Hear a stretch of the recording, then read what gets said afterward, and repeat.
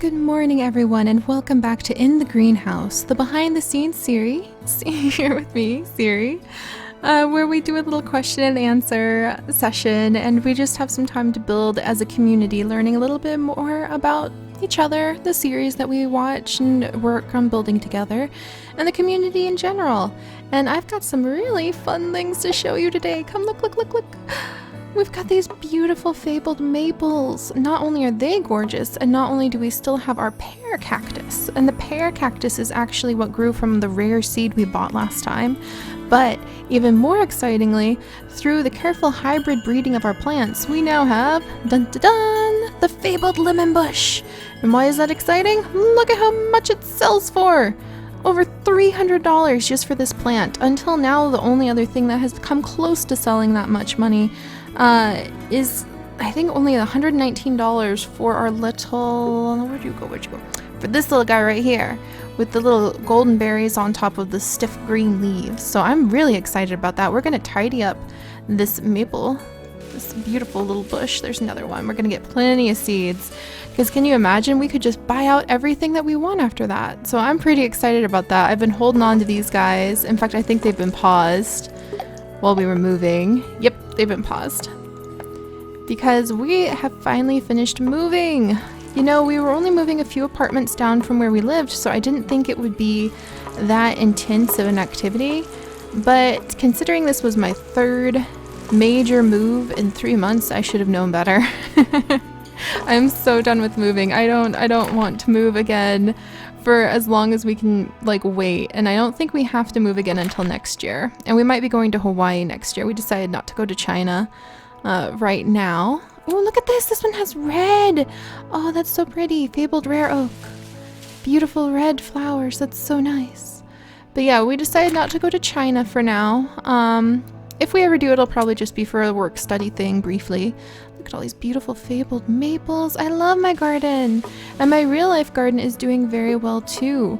I was a little worried that my plants would be very upset because they did not appreciate the last move. My umbrella plant actually decided that it was going to try to die on me, so I was a little desperate to keep it going. Let's see, and do we have these fan leaves?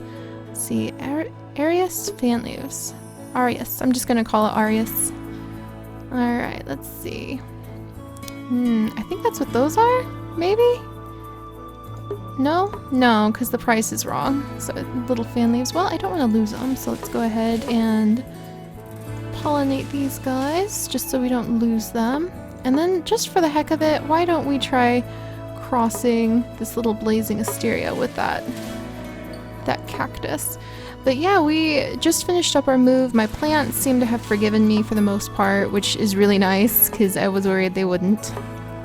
I've trucked them all over the state and to 3 different homes, and plants just, they don't fare well. You know, a plant digs its roots into the soil and for the most part doesn't go anywhere. So I don't blame them for being upset that we moved so much. But for those of you who watch this series, you know that's why we have stopped putting out most of our other series. I know Pixelmon Ranger is way overdue. Mac is desperate for me to get back on the server. He says he has surprises for me. I haven't been able to do any side quests. I had to fix Zoo Tycoon 2. Oh, and I actually got a question about that from Trinity, which is what animals can we expect in Zoo Tycoon 2 since I am fixing it. And we are going to basically have the exact same animals that we did before. If I was lucky with my time, then you might have already actually seen the new series again, or the endangered series start up again. So hopefully I'll get that fixed, but we're going to have all the same animals we had in our endangered zoo, just I'm going to break the zoo up into zones. So like we'll have safari zone, forest zone, grassland zone, and each zone will hold different types of animals. And I'll try to keep it a little bit varied so that it's not boring and we're not stuck staring at desert animals all the time. Ooh, everything's selling so fast. I didn't expect that. That's fantastic. Look at everyone wearing their little sun hats. Oh, it makes me want to build a nursery in Sims. That's what it makes me want to do. Of course it would make me feel that way. I always love plants.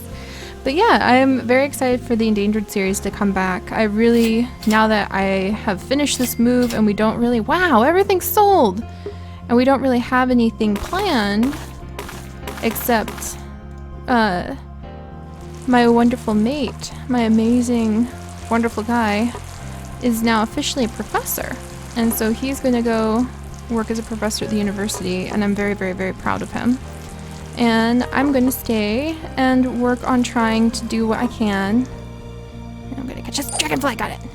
To educate people about the natural world. That's my deepest held goal, and I am going to see if I can get involved in some of the campus activities, because I was supposed to start attending school, but the money just didn't come through. Made me very sad. And then we're going to move to like Hawaii for PhD programs in a year.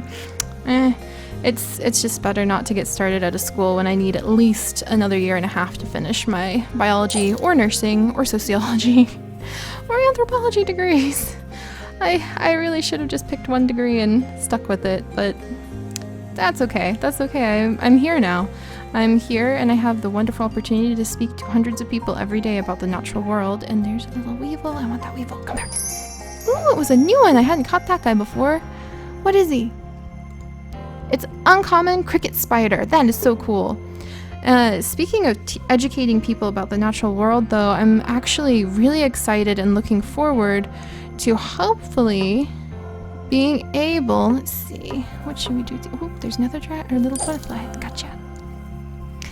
Being able to start some new series. I'm going to start a series called Zoo Bites, where we will be in our Minecraft world, but we'll be kind of like in a TV studio, and we'll focus on something really cool about the natural world in each episode. Really short thing. I'm going to try to keep them under like 10 minutes max, so that you can jump in, you can get a zoo bite for the day, and it'll teach you something new about the natural world, like how bowerbirds build their nest, or the strongest bite force in the prehistoric era. Like that covers a broad range of time.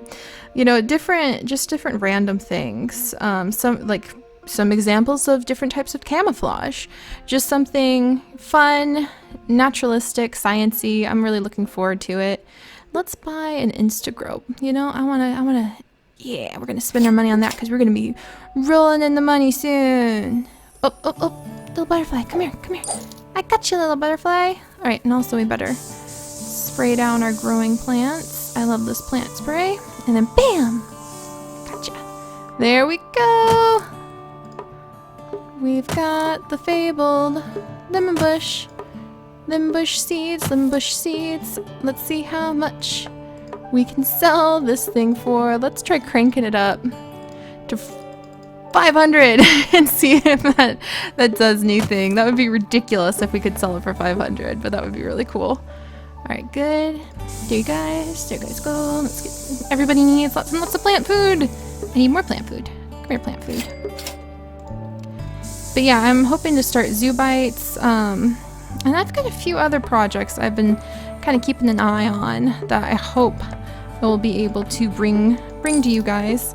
My goal is always to try to make it fun to learn, fun to feel like you're discovering new things that you didn't know about the natural world. I don't want you to feel bored. Like, you know, when you go to school and there are those educational films that tried too hard. I don't want to be a try-hard educational film. Because you're like, this isn't very entertaining. This is kind of boring. And the lady uses a really weird voice and blah, blah, blah. And I don't want to do that. But I do want to try my best to just share fun stuff with you. Oh man, I'm out of seed space. Okay, something's got to go. I've got lots of you. I've got lots and lots of you. And I've got lots of you. Out you go. Alright, violas, it's some of you. There we go. That's better, and now we'll have more space for those rare seeds pretty soon. Oh, I forgot those guys. Drop bucket. There we go. Now we've got room again. But yeah, Zoo Bites should be really fun. If you guys have any ideas for just little shorts that you would like to see, things about the natural world, there's a lot of cool stuff that's being discovered. That's one of the things I think people underestimate, is that there still is so much more to discover about biology, science, the natural world, physics, you know, space, everything. There's still so much more. Just because we've explored most of the landmass on like all the continents, that doesn't mean we know really what's in there. I think that the last large mammal to be discovered was actually only a couple years ago in some remote rainforest. See, we could do a zoo bite on that. Think about it. We have like supersonic planes that can zip around half the world in a day. They can fly from like the United States all the way to the middle of China in half a day. Like, that's amazing. And yet we still are finding large mammals that until now have not been known to the science community. I'm sure that humans have run into them before, but they hadn't been officially named, categorized, described, etc. And that's not even like touching on the ocean. I don't even know. I mean, we're probably losing more in our oceans every year than we're ever discovering. And so that's kind of tragic beauty. But, you know, we've still got a lot to explore. So there's new research coming out all the time, and one of my goals is to make understanding that research and learning about that research palatable, so that people are excited to find out that, oh, Harry, here's this article that was published in Nature, and Nature is kind of more a scholar science magazine, so like a scholar journal. So it's really hard for some people to read the articles because you have to kind of have a background in science to be able to decode what they're saying. So my goal is to try to translate some of those articles into easy to understand language that I can share with you guys, especially because many of you are actually very young, and that's a good thing. You've got a big life ahead of you. It's exciting. So that's kind of some of what's coming up. Also, look at us. We're gonna be rolling in the cash. Okay, so far no one's bought this $500 plant, but we're gonna see if they'll buy it. But yeah, so I kind of went off on a tangent, but I guess since it's been kind of sciencey, related in science talk, Dandy did ask me a question a little while ago about what I think about global warming. And I can straight up say that I think it's definitely a thing, because above and beyond all, I am a scientist. I'm now an entertainer. I have taken care of children as a nanny. I have been a educational teacher for a nonprofit. I have done a lot of things. I worked as an assistant manager at a pet store. You know, I've done a lot of things. But above all of it, and ever since I was little, ever since I was itty bitty, I've always been in love with science. And one of the things I love about science is that you don't just hear something and accept it as truth. You are taught to use your own sense of knowledge, wisdom, intelligence, and to come up with the answer that you think fits your definition of the world, and always keep it flexible, because your definition can change constantly as we learn new things. That's what I love about science. So as far as global warming is and what I intend to do about it, well, I try to cut down on you know, the basics. That's something that's so big. I don't think one human really can have that big an impact except through education. And so that's why I do what I do, to educate people, to try to provide some insight into what we can do for our planet that we share. Because no matter where you're from right now, what continent you're on, oh, we're getting closer. Now it's just the $500 plants. Let's see if anyone's going to buy them. I might have to lower it back down to 300. But yeah, I don't think that I could really do anything on an individual level. I try. I always take reusable bags to the grocery store. I'm vegan, so that really reduces my impact when it comes to how intensive meat growing cattle and things like that, cattle and meat production, even fish production, has harmful impact on the planet when it's on such a huge scale. And so, you know, me being vegan is a tiny itty bitty little teensy weensy way of trying to help with that too, as well as for my own health, and just because I am in a country in a situation where I can afford monetarily and nutritionally to not eat meat. Not every country, not every person, and not every socioeconomic status can say that. So but yeah, so when it comes to what I'm personally going to do about global warming, the best I think I can do is just try to educate. And I don't think that it's really specifically targeting that subject. I think that's something that a lot of people don't understand, and I don't think they're going to buy it for 500, so let's try lowering it just a little bit. Alright, whoop. Alright, we're going to the almost 400, and we'll see if they'll buy it now. But yeah, I don't think there's anything that I can really do to solve the big crises of the day.